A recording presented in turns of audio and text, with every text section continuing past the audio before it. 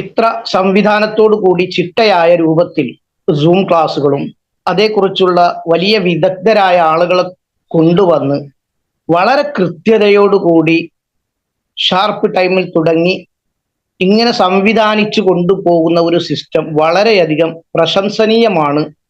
അത് നമ്മുടെ ഒരു ടീമിന്റെ പ്രത്യേകതയായി ഞാൻ കാണുന്നു. അതോടുകൂടി നമ്മുടെ ബിസിനസിന്റെ ഗ്രോത്ത് എങ്ങനെ ഉയർത്താമെന്ന് ഇതിൽ വിജയിച്ച ലീഡർമാർ നമ്മോട് സംസാരിക്കുമ്പോൾ തികച്ചും ഈ വിഷയത്തിൽ ഒരു വിദ്യാർത്ഥിയാകുന്ന എന്നെ സംബന്ധിച്ച് ഞാൻ വന്ന വഴി എന്ന് കാണിച്ചു തരാനില്ലെങ്കിലും ഞാൻ കണ്ട വഴി എനിക്ക് പറയാൻ പറ്റും. നമ്മൾ സാധാരണ കുറച്ച് ആളുകൾ കൂടിയാൽ ഈ വിഷയത്തെക്കുറിച്ച് ആദ്യമായി പറയും, ഇത് നമുക്ക് യോജിച്ചതാണോ, നാം മറ്റൊരാളുടെ ബിസിനസ്സിൽ പങ്കാളിയായിട്ടല്ലേ, അല്ലെങ്കിൽ അവർ ചെയ്തതിൻ്റെ ലാഭം കിട്ടിയിട്ടല്ലേ എന്നൊക്കെ പറഞ്ഞ് അവർക്ക് മനസ്സിൽ ഒരു തരം സംശയം ജനിപ്പിക്കുന്ന അവസ്ഥ ചില ആളുകൾക്കുണ്ട്. അതൊന്ന് ദൂരീകരിച്ച് ഞാൻ എൻ്റെ വിഷയത്തിലേക്ക് വരാം. നാം ചെയ്യുന്ന കച്ചവടം എന്നല്ല, പ്രവർത്തനങ്ങളും വാക്കുകളും എല്ലാം ധാർമ്മികമായിരിക്കണം.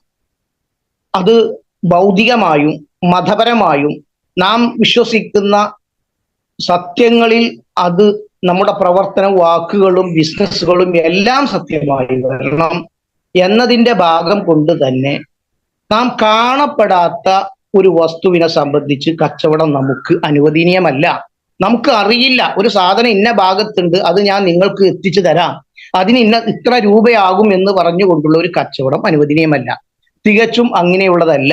നമ്മൾ ഒരു കഫ്നിലാണെങ്കിൽ അത് കണ്ട് അതിന്റെ ക്വാളിറ്റി മനസ്സിലാക്കി അതിന് ഇത്ര എന്ന് കാശ് നിജപ്പെടുത്തി യഥാർത്ഥത്തിൽ അതിനെ വിൽക്കുകയാണ് ചെയ്യുന്നത്.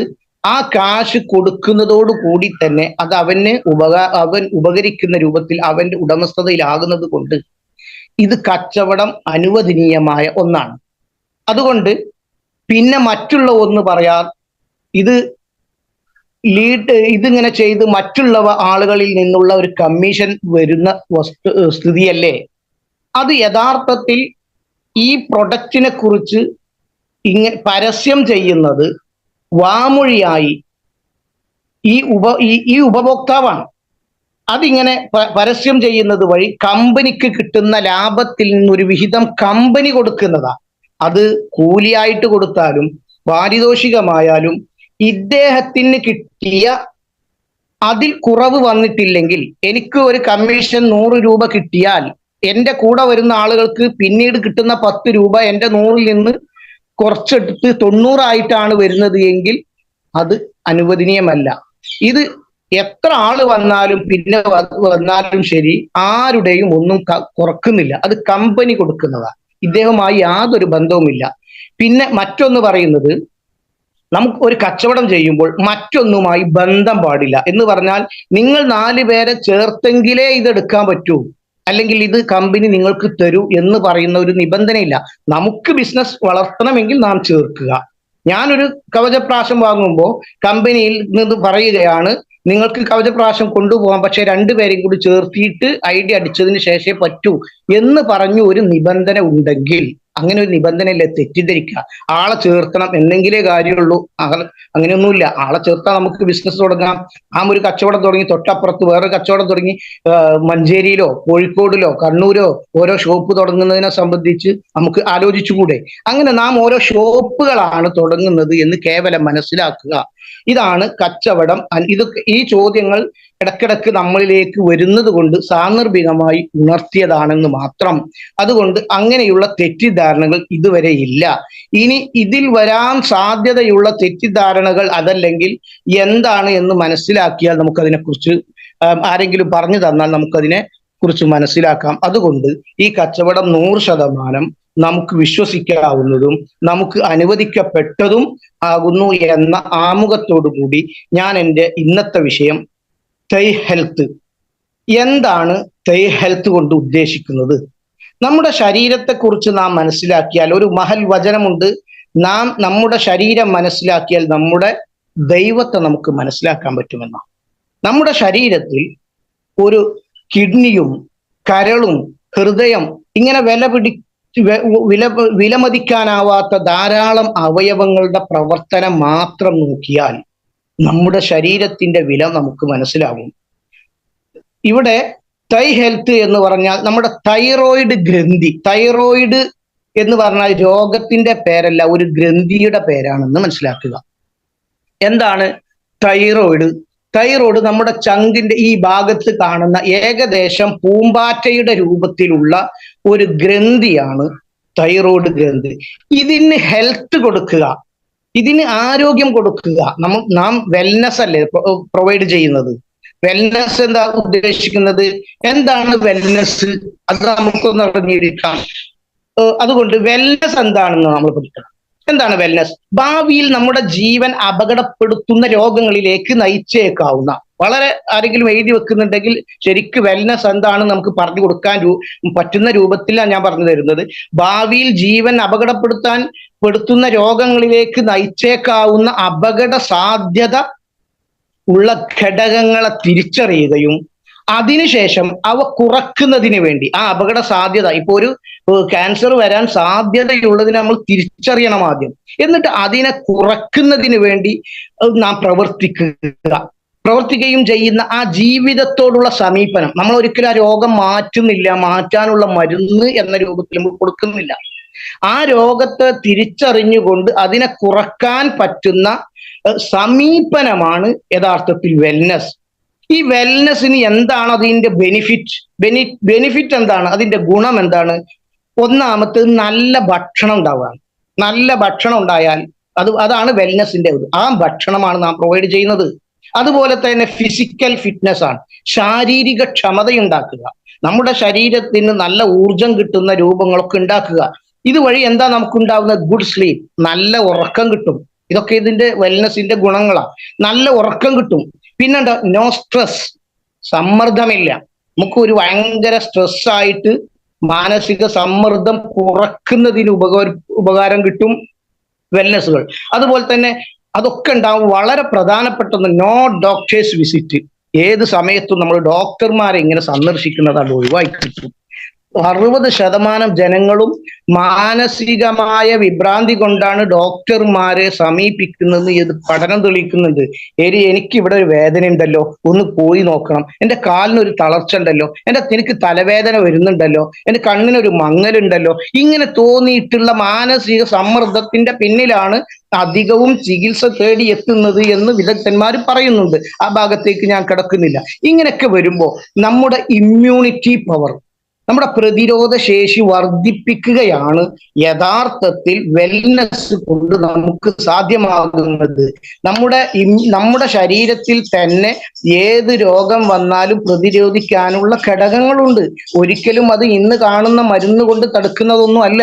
നാം ഒരു സെക്കൻഡിൽ ശ്വസിച്ചു കൊണ്ടിരിക്കുമ്പോൾ തന്നെ 10,000-കണക്കിന് ബാക്ടീരിയകളും സൂക്ഷ്മാണുക്കളും വൈറസുകള് വിഷവസ്തുക്കള് ഫംഗസ് എന്ന് വേണ്ട എന്തെല്ലാം നമ്മൾ വലിച്ചു കയറ്റുന്നോ അതെല്ലാം ശരീരത്തിന് ആവശ്യമുള്ളതെടുത്ത് പുറന്തള്ളുന്ന വലിയ 24 മണിക്കൂർ നമ്മുടെ ശരീരത്തെ സംരക്ഷിച്ചു കൊണ്ടിരിക്കുന്ന ഒരു സിസ്റ്റം നമ്മുടെ ശരീരത്തിൽ ഉണ്ട്.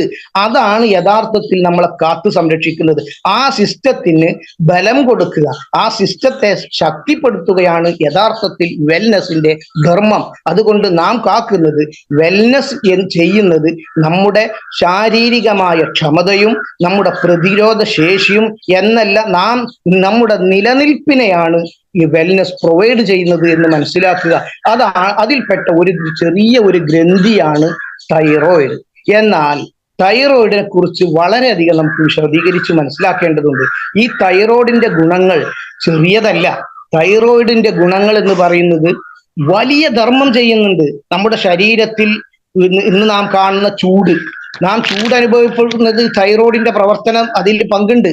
അങ്ങനെ ഒരുപാട് വിഷയങ്ങളുമായിട്ട് തൈറോയിഡ് ബന്ധപ്പെട്ട് കിടക്കുന്നു.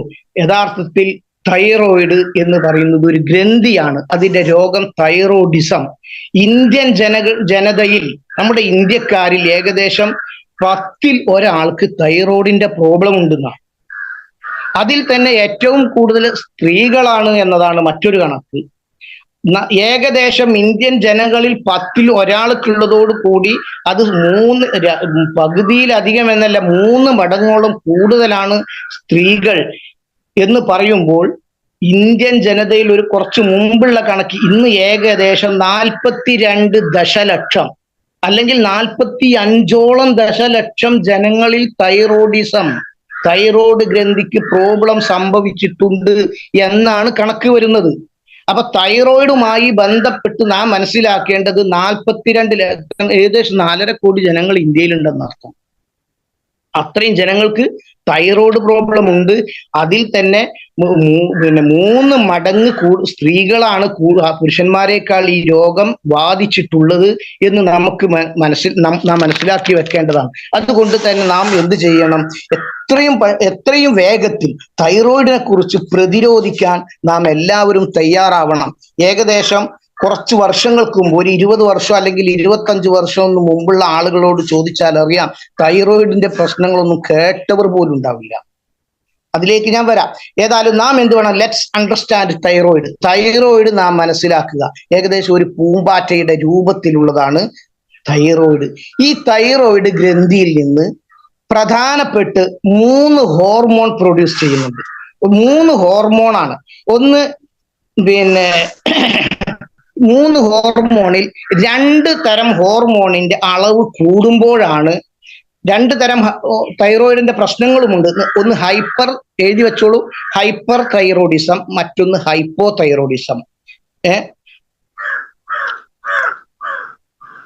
അതിൽ T3 T4 എന്ന 2 തരത്തിലുള്ള ഹോർമോണുകൾ കൂടുതലാകുമ്പോഴാണ് ഹൈപ്പർ തൈറോയിഡിസം.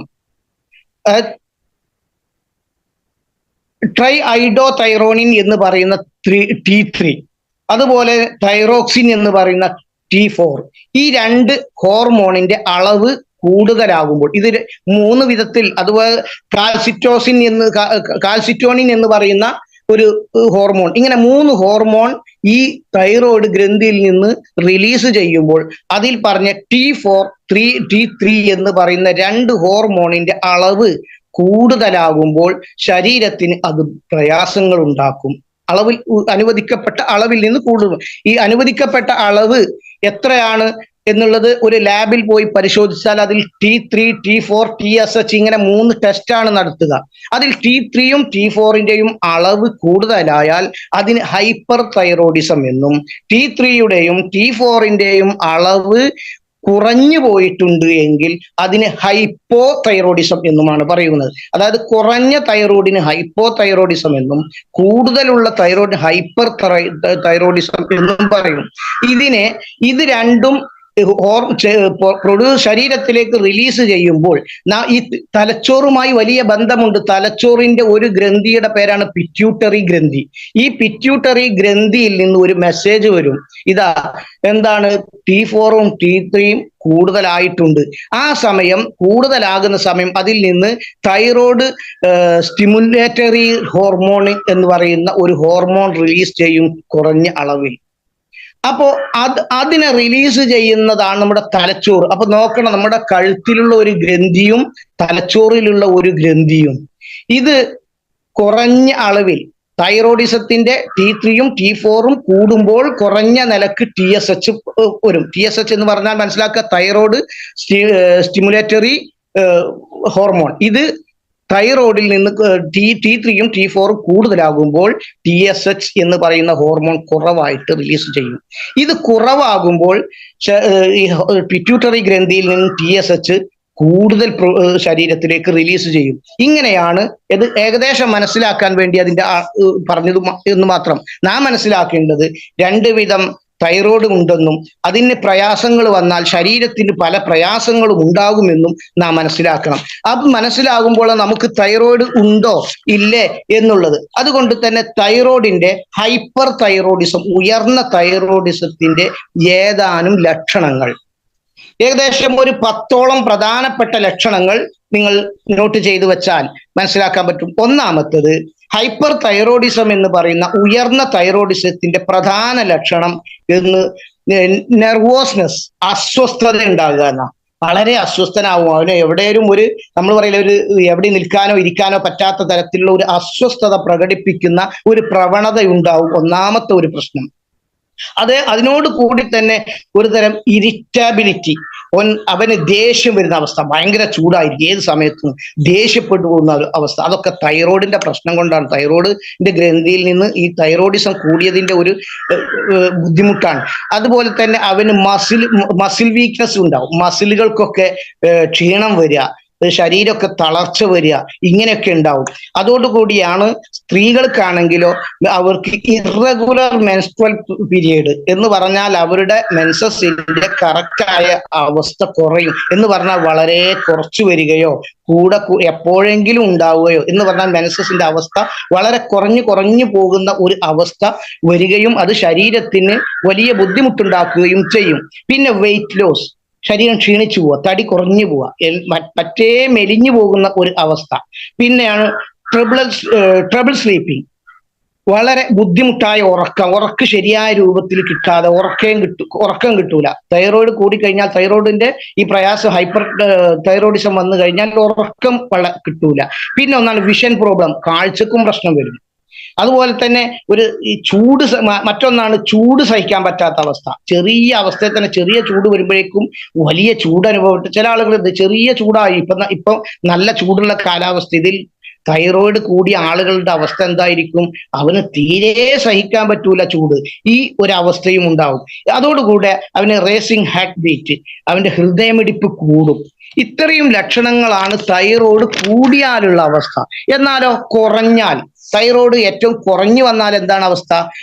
അവർക്കും ഇതുപോലെ ചില ലക്ഷണങ്ങൾ ഉണ്ടാവും. അതിൽ ഒന്നാമത്തോട് ഫാറ്റിഗ്, വളരെ ക്ഷീണം വരിക. അതും തൈറോയിഡ് കുറഞ്ഞാലും, തൈറോയിഡ് ഗ്രന്ഥിയിൽ നിന്ന് ഉൽപ്പാദിപ്പിക്കുന്ന T4 T3 കുറഞ്ഞാലും ഉണ്ടാകുന്ന ക്ഷീണമാണ്.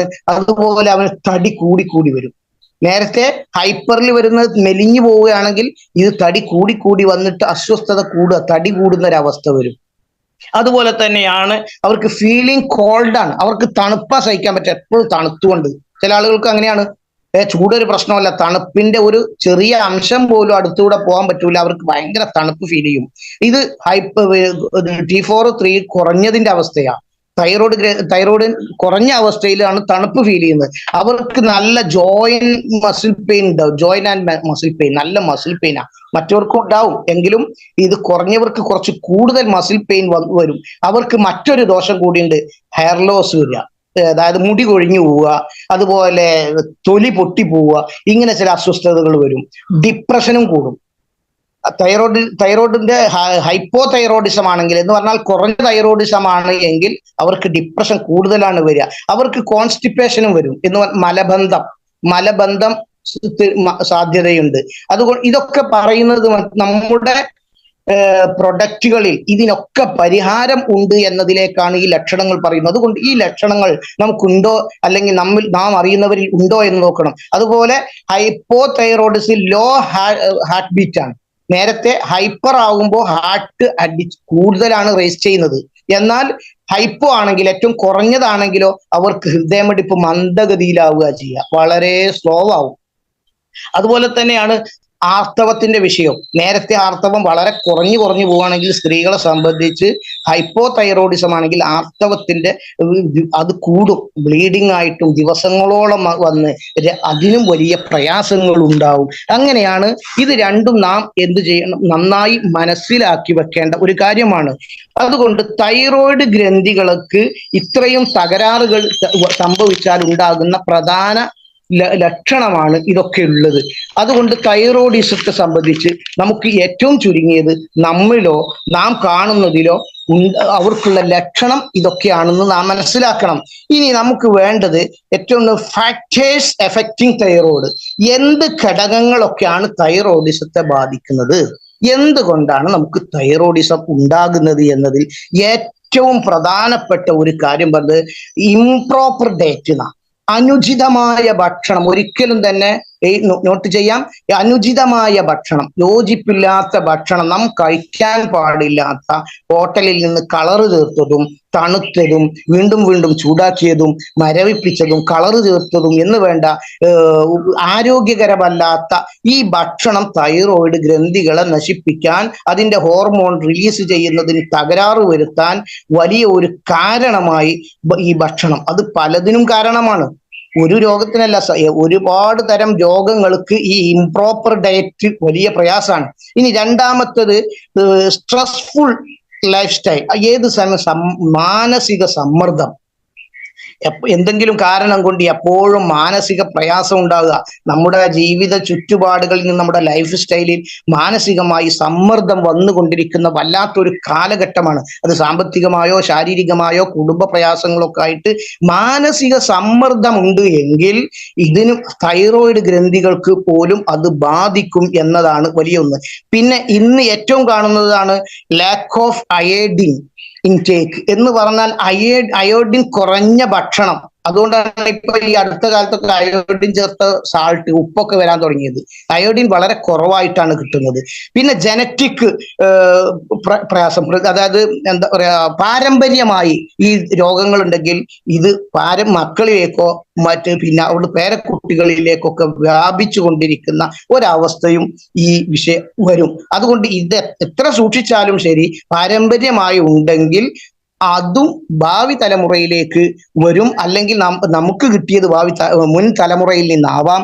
അതുകൊണ്ട് തന്നെ നമ്മുടെ ആരോഗ്യം സംരക്ഷിക്കുന്നത് വഴി നമ്മുടെ സ്വന്തം ശരീരം മാത്രമല്ല ആ സംരക്ഷിക്കപ്പെടുന്നത് എന്ന് നാം മനസ്സിലാക്കണം. നമ്മുടെ തലമുറയെ കൂടി നാം പ്രൊട്ടക്ട് ചെയ്തുകൊണ്ടിരിക്കുകയാണ് എന്ന് നമുക്ക് മനസ്സിലാക്കുക.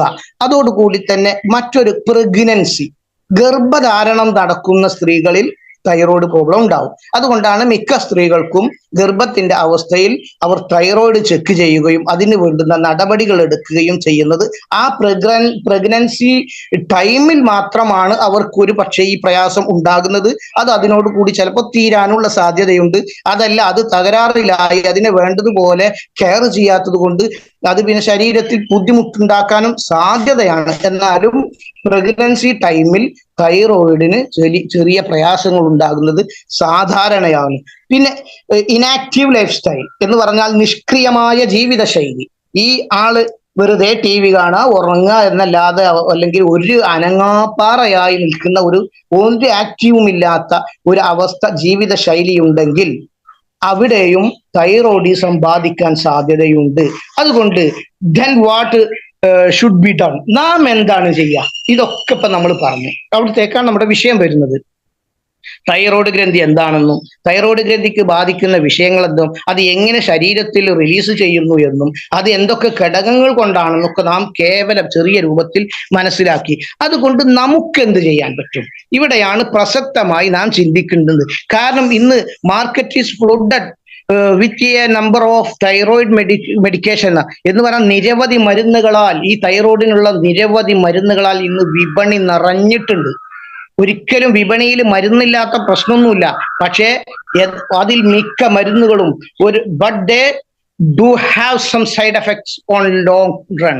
ധാരാളം കാലം ഈ തൈറോയിഡിന്റെ പേരും പറഞ്ഞ് മരുന്ന് ഇങ്ങനെ കുടിച്ചു പോയിട്ടുണ്ടെങ്കിൽ അതിന് ഒരുപാട് പാർശ്വഫലങ്ങൾ സാധ്യതയുണ്ട്. അതുകൊണ്ട് നമുക്ക് പാർശ്വഫലങ്ങൾ എന്തൊക്കെയാണെന്ന് മനസ്സിലാക്കാം. സാധാരണ ഈ മരുന്ന് ഇങ്ങനെ കുടിച്ചു വഴി ഒരുപാട് പാർശ്വഫലങ്ങൾ, ഇതിന്റെ സൈഡ് എഫക്റ്റ് ആയിട്ട് നമുക്ക് സംഭവിച്ചു പോകുന്ന ഒരുപാട് പ്രശ്നമുണ്ട്. അതിൽപ്പെട്ട ഏറ്റവും വലിയൊരു പ്രയാസം നാഡീ സംബന്ധമായ പ്രശ്നങ്ങൾ. സ്ഥിരമായി മരുന്ന് കുടിക്കുമ്പോൾ നമ്മുടെ ഇന്നത്തെ ആധുനികമായ കണ്ടംപററി ഡ്രഗ്സ് എന്ന് പറഞ്ഞാൽ സമകാലികമായ മരുന്നുകൾ ധാരാളം കുടിക്കുമ്പോൾ അവർക്ക് നാഡീ സംബന്ധമായ പ്രശ്നങ്ങൾ ഉണ്ടാവും, ഹൃദയമിടിപ്പുണ്ടാവും, അതുപോലെ വിറയൽ വരാൻ സാധ്യതയുണ്ട്. അവന് ഭാരം കുറഞ്ഞു പോകും, അവന്റെ അസ്ഥി കനം ഒന്നുമില്ല, എല്ലൊക്കെ നുരുമ്പിപ്പോവാൻ തുടങ്ങും. അതുപോലെ തന്നെ അവർക്ക് കുടൽ സംബന്ധമായ രോഗങ്ങളും കടന്നു വരും, കുടൽ സംബന്ധമായ പ്രശ്നങ്ങളൊക്കെ ഉണ്ടാവും. ഇതൊക്കെ തിരിച്ചറിഞ്ഞുകൊണ്ട് നാം എന്ത് ചെയ്യണം? അവരെ സഹായിക്കാൻ ആയുർവേദത്തിലുള്ള ഏറ്റവും നല്ല ഉൽപ്പന്നമാണ് തൈ ഹെൽത്ത് എന്ന നമ്മുടെ നമ്മുടെ ഉൽപ്പന്നം. അതുകൊണ്ട് MI life style marketing global private limited എന്ന കമ്പനിയിലെ വളരെ പ്രധാനപ്പെട്ട ഒരു ഉൽപ്പന്നമാണ് തൈ ഹെൽത്ത്. അതിന് ഈ അടുത്ത കാലത്തായി ആയുഷ് അംഗീകാരവും കൂടി കിട്ടിയെന്ന് നിങ്ങൾ ഉണർത്തുകയാ. ഇപ്പൊ നമ്മുടെ പാക്കറ്റുകളിൽ അതിലൊരു പക്ഷെ അതിലൊരു പക്ഷേ അല്ല, ഇപ്പൊ അതിനില്ല, ആയുഷിന്റെ മാർക്ക് ഉണ്ടാവില്ല. ഇനി പ്രിന്റ് വരുന്നത് ആയുഷിന്റെ മാർക്ക് ഉണ്ടായിട്ടേ ഇനി വരൂ. കാരണം അതിന് ആയുഷ് അംഗീകാരം കിട്ടി എന്നാണ് നമുക്ക് അറിയാൻ കഴിഞ്ഞത്. അതുകൊണ്ട് നമ്മുടെ ആ ഒരു പ്രൊഡക്റ്റിന്റെ സ്വീകാര്യത എത്രമാത്രം ഉണ്ടെന്നറിയണം. ഈ ആയുഷ് എങ്ങനെ കിട്ടുന്നു, ആയുഷിന്റെ അംഗീകാരം എങ്ങനെ കിട്ടുന്നു എന്ന് മനസ്സിലായവർക്കും ആക്കുന്നവർക്കും അറിയാം. ആയുഷ് അംഗീകാരം കിട്ടിയാൽ അതിന്റെ സ്ഥാനം എത്രമാത്രം ഉണ്ട് എന്ന് നമുക്ക് മനസ്സിലാക്കാം. അതുകൊണ്ട് ഈ പറയപ്പെട്ട എല്ലാ പ്രശ്നങ്ങളും ഇന്ന് കാണുന്നതാണ്. അതുകൊണ്ട് നാം ഉപയോഗിക്കുന്ന ഈ തൈ ഹെൽത്ത് എന്ന പ്രൊഡക്റ്റിൽ മാനസിക സമ്മർദ്ദം കൂടുമ്പോഴുണ്ടാകുന്ന പ്രശ്നങ്ങൾ എല്ലാം തീർക്കാൻ പറ്റാകുന്ന ഒരുപാട് ഔഷധ വീര്യമുള്ള ഹെർബുകളാണ്, ഔഷധ സസ്യങ്ങളാണ് അതിൽ ഉപയോഗിച്ചത്. അതിൽ അക്രോട്ട്, മന്ദാരം, ആകാശത്താമര, കൊടുവേലി, മണ്ടുകപർണി, ശംഖുപുഷ്പം, മുരിങ്ങ, ത്രികടു പറഞ്ഞാൽ ചുക്ക്, കുരുമുളക്, തിപ്പല്ലി, ഈ 3 കൂടിയ വാക്കാണ് ത്രികടു. അതുപോലെ ചെറിയ നിലവിൽ ശർക്കര, അതിന്റെ മധുരം, ചെറിയ മധുരം. ഈ മധുരം ഉള്ളതോടുകൂടി ഡയബറ്റീസ് രോഗികൾക്ക് യാതൊരു പ്രശ്നവുമില്ല, അത് ഉപയോഗിക്കുന്നതിന് യാതൊരു ബുദ്ധിമുട്ടുമില്ല. ആ അളവിൽ മാത്രമേ ചേർത്തിട്ടുള്ളൂ. ഇത്രയും സംഗതികളൊക്കെ ചേർന്നതാണ്. ഇതിൽ എന്തെല്ലാം അടങ്ങിയിട്ടുണ്ട്?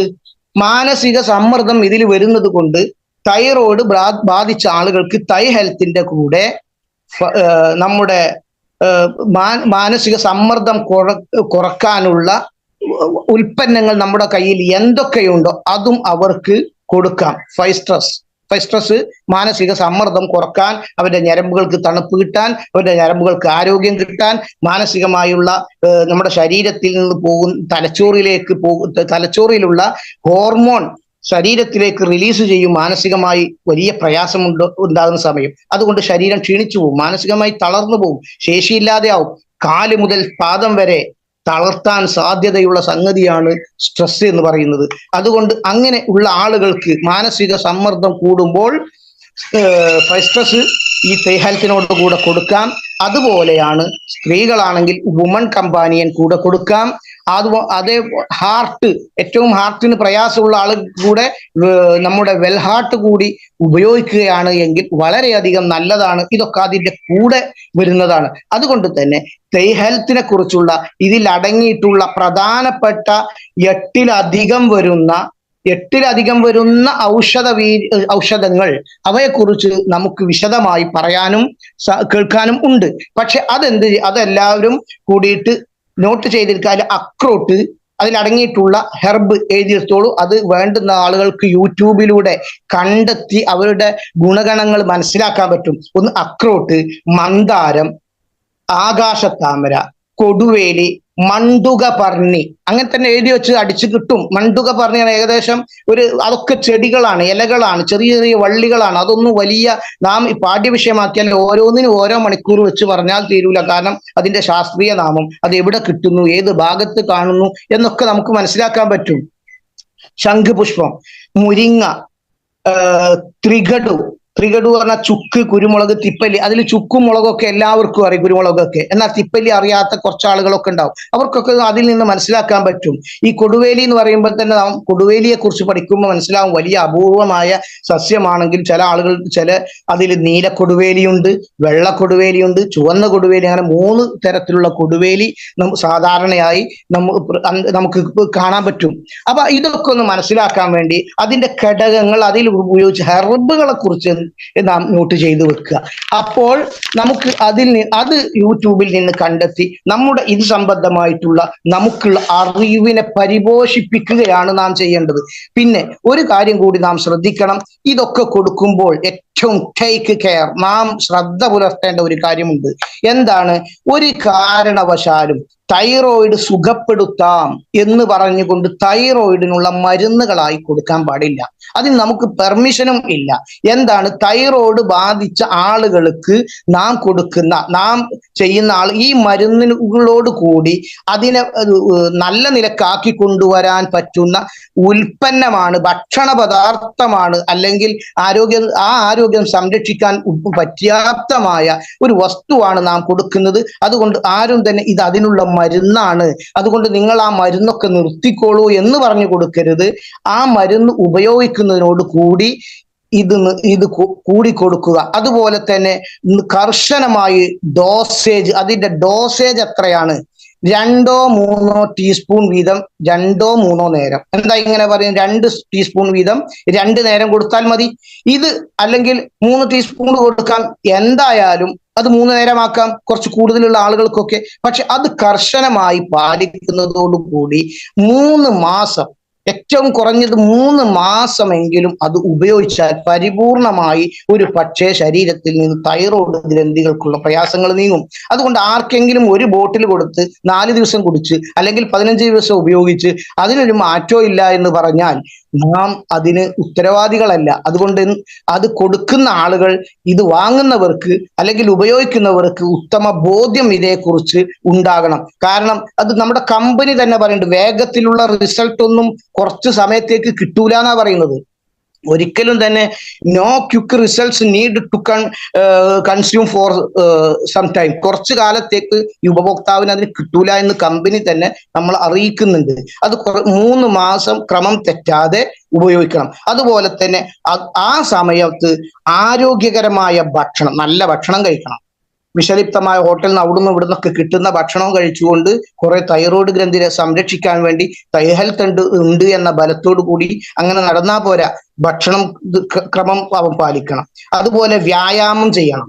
അതുപോലെ ജീവിത ശൈലിയിൽ മാറ്റം വരുത്തണം. ജീവിതത്തിൽ കൊണ്ടുവരുന്ന അലസതകളും അത് ഇനാക്റ്റീവായിട്ട് യാതൊരു അനക്കവും ഇല്ലാത്ത രൂപമാണെങ്കിൽ ശരീരം ഒന്ന് അനങ്ങുന്ന രൂപമൊക്കെ ഉണ്ടാക്കിയിട്ട് നല്ല കെയർ ചെയ്യണം. പിന്നെ സ്ത്രീകളാണെങ്കിൽ അവരുടെ ആ മെൻസസ് പീരിയോഡിന് എന്തൊക്കെയാണ് പ്രശ്നം? ചില ആളുകൾക്ക് ബ്ലീഡിങ് കൂടുതലാവും, ചില ആളുകൾ തീരെയില്ലാതെ. ഇങ്ങനെയുള്ള ഈ പ്രശ്നവും അവർ എന്ത് ചെയ്യണം? അതിനെ നിയന്ത്രിക്കാൻ നോക്കണം. ഹെൽത്ത് എന്ന് പറഞ്ഞ് കുടിച്ചതുകൊണ്ട് മാത്രമായില്ല, സ്ത്രീകളാണെങ്കിൽ വുമൺ കമ്പാനിയൻ കൂടെ വേണം. കാരണം 3-ൽ 1 സ്ത്രീക്കെങ്കിലും ഈ 3-ലധികം ആളുകൾക്ക് പുരുഷന്മാരെക്കാൾ കൂടുതലാണ്. അതിൽ ഏറ്റവും അവർ ഫീൽ ചെയ്യുന്നത് മെൻസ്ട്രൽ പ്രോബ്ലം ആണ്, മെൻസസ് ഡിസോർഡർ ആണ്. അതുകൊണ്ട് അതിനെ നിയന്ത്രിക്കാനുള്ള വക കൂടി നാം ഇതിനോട് കൂടി കാണണം. അത് വുമൺ കമ്പാനിയൻ ഉപയോഗിക്കണം. അല്ലെങ്കിൽ മാനസിക പ്രയാസങ്ങളുണ്ടെങ്കിൽ അതിനോടുകൂടി നമ്മുടെ 5 സ്ട്രെസ് ഉപയോഗിക്കണം. ഇതൊക്കെ കൂടെ വരുമ്പോൾ നമുക്ക് നല്ല ആരോഗ്യമാണ് കമ്പനി പ്രൊവൈഡ് ചെയ്യുന്നത്, നമുക്ക് എത്തിച്ചേരുന്നത്. ഇനി ഇവിടുന്ന് വെൽനസിന്റെ ഒരു കാലഘട്ടമാണ് എന്ന് കഴിഞ്ഞ ഒരുപാട് ക്ലാസ്സുകളിൽ നിന്ന് നാം കേട്ടിട്ടുണ്ട്. അത് നമ്മുടെ വരും ഭാവി കാണുന്നവർക്ക്, മുൻകൂട്ടി കാണുന്നവർക്ക് അതിൽ സംശയം ഇല്ല. അതുകൊണ്ട് പിന്നെ നാം വളരെ ശ്രദ്ധിക്കേണ്ട ഒരു കാര്യം, മുലയൂട്ടുന്ന സ്ത്രീകൾക്ക്, അതായത് പാല് കൊടുക്കുന്ന സ്ത്രീകൾ ഉണ്ടെങ്കിൽ, അതുപോലെ ഗർഭിണികൾ ഉണ്ടെങ്കിൽ ഒരിക്കലും ഹെൽത്ത് ഉപയോഗിക്കേണ്ടതില്ല. അവർക്ക് കൊടുത്തുകൂടാ. അത് വലിയ ബുദ്ധിമുട്ടുണ്ടാക്കും. കാരണം ആ സമയത്ത് ശരീരത്തിലെ ഹോർമോണുകൾ, അതുപോലെ തന്നെ അവരുടെ ഇമ്മ്യൂണിറ്റി പവറുകളൊക്കെ വ്യത്യസ്ത രൂപത്തിലാകുന്നത് കൊണ്ട് ഒരു പക്ഷേ പ്രതീക്ഷിച്ച ഗുണം ഈ ഹെൽത്ത് കൊണ്ട് ഉണ്ടാവില്ല.